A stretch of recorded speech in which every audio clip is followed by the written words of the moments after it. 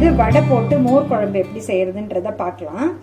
நான் வந்து கடலைப்பருப்பு ஊற வச்சுருக்கேன். எனக்கு கடலைப்பருப்பு போட்டு மோர் குழம்பு வச்சா கொஞ்சம் நல்லா இருக்குன்ற மாதிரி தோணும் உளுந்து வடையோட. அதனால நான் கடலைப்பருப்பு ஒரு கிளாஸ் எடுத்து 2 மணி நேரம் ஊற வச்சுருக்கேன். அதுக்கு ஒரே ஒரு காஞ்ச மிளகாய், ஒரு சிட்டிகை பெருங்காயம், கொஞ்சம் உப்பு வச்சு ஃபஸ்ட்டு அரைச்சிக்கலாம். அடுத்தது மோர் குழம்புக்கு என்ன அரைக்கணுன்றதை அடுத்தது பார்ப்போம். ஒரு சிட்டிகை பெருங்காயம் போதும். கொஞ்சமாக இந்த வடைக்கு தகுந்த மாதிரி உப்பு ஃபஸ்ட்டு போட்டுக்கிறேன். அதனால் நான் ஒரு அரை ஸ்பூன் போட்டுக்கிறேன். இது ஒரு டம்ளர் தான், தண்ணியே இல்லாமல் கொஞ்சம் வடித்து பவுலில் சேர்த்துக்கிறேன். மிக்சி பவுலில் குறைன்னு அரைச்சா போதும். அது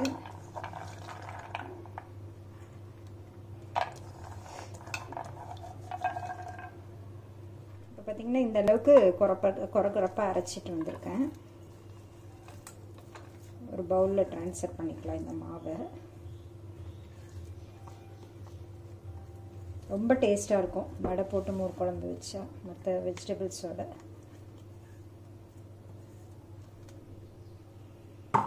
இதுக்கு ஒரு பொடியாக பெரிய வெங்காயம் ஒன்று பொடியாக கட் பண்ணி வச்சுருக்கேன். அதையும் இந்த மாவோட சேர்த்துக்கலாம். கொத்தமல்லி கொஞ்சம் பொடியாக கட் பண்ணி அதில் சேர்த்துருக்கேன்.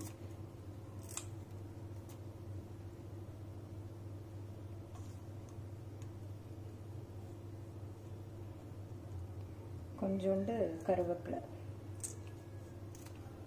எல்லாம் பொடியாக கட் பண்ணி சேர்த்துட்டு மாவை பிசைஞ்சு வச்சிட்டோன்னா வடையை சுட்டுடலாம்.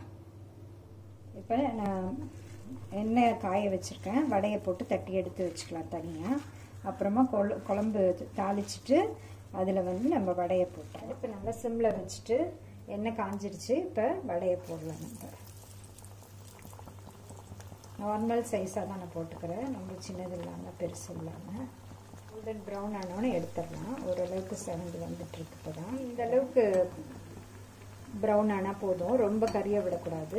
நான் எடுத்துடுறேன் இந்த வடையை.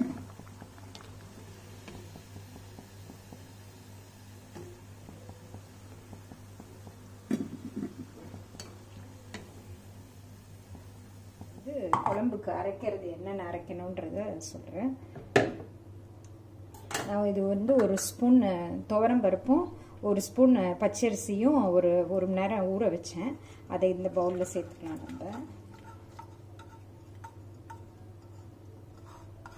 நான் ஒரு 1/2 லிட்டர் தயிர் கடைஞ்சி எடுத்து வச்சுருக்கேன்.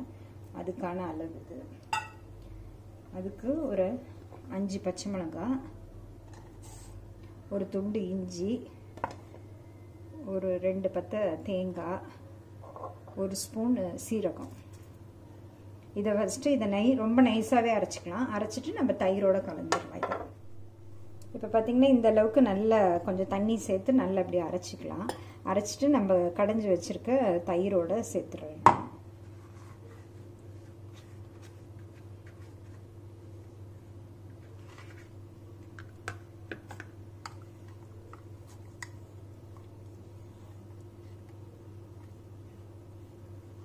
இது மாதிரி நம்ம தயிரோட கலந்து வச்சுக்கலாம். இதை அதோட மண் சட்டி காஞ்சிருச்சு. இதில் நான் வந்து தாளிக்கிறதுக்கு வந்து குழம்பு தாளிக்கிறதுக்கு நல்லெண்ணெய் ஊற்றிக்கிறேன்.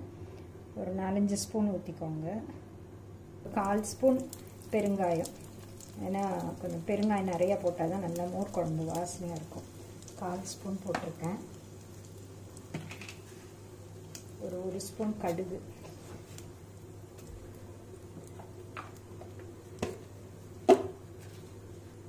ரெண்டே 2 காஞ்ச மிளகாய்.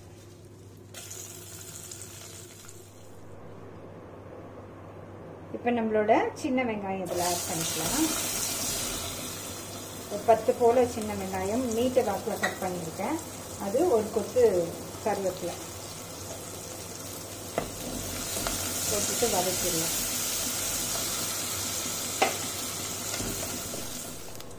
இப்போ வெங்காயம் வதங்கிடுச்சு. இதில் நம்ம கரைச்சி வச்சுருக்க அந்த தயிர் அரைச்சி வச்சது எல்லாத்தையும் சேர்த்து மிக்ஸ் பண்ணிக்கலாம்.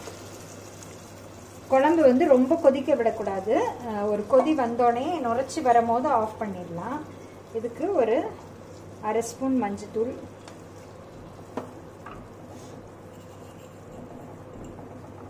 ஒரு ஸ்பூன் உப்பு, கல் உப்பு போட்டுக்கிறேன்.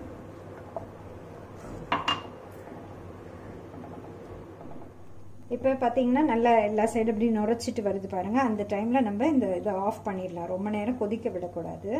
ஆஃப் பண்ணிவிட்டு நம்ம வடையை அதில் சேர்த்துடலாம்.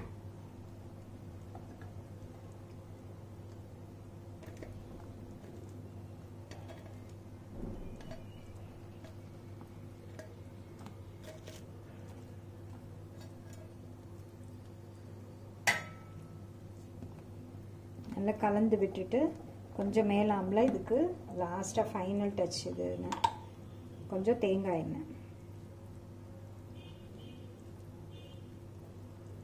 மோர் வந்து கொஞ்சம் புளிச்சிருந்தா தான் தயிர் வந்து நல்ல டேஸ்ட்டாக இருக்கும். அதனால் ஒரு நாள் வச்சுட்டு அதுக்கப்புறமா நீங்கள் மோர் குழம்பு வைங்க, அப்போ தான் டேஸ்ட் நல்லாயிருக்கும். இப்போ பார்த்தீங்கன்னா நம்மளோட டேஸ்டான மோர் குழம்பு ரெடி ஆகிடுச்சு. வடை போட்டு மோர் குழம்பு இதே மாதிரி ட்ரை பண்ணி பாருங்கள். ட்ரை பண்ணி பார்த்துட்டு உங்களோட ஃபீட்பேக் அண்ட் கமெண்ட் கொடுங்க. என்னோட சேனலை லைக் பண்ணுங்கள், சப்ஸ்கிரைப் பண்ணுங்கள். தேங்க்ஸ் ஃபார் வாட்சிங்.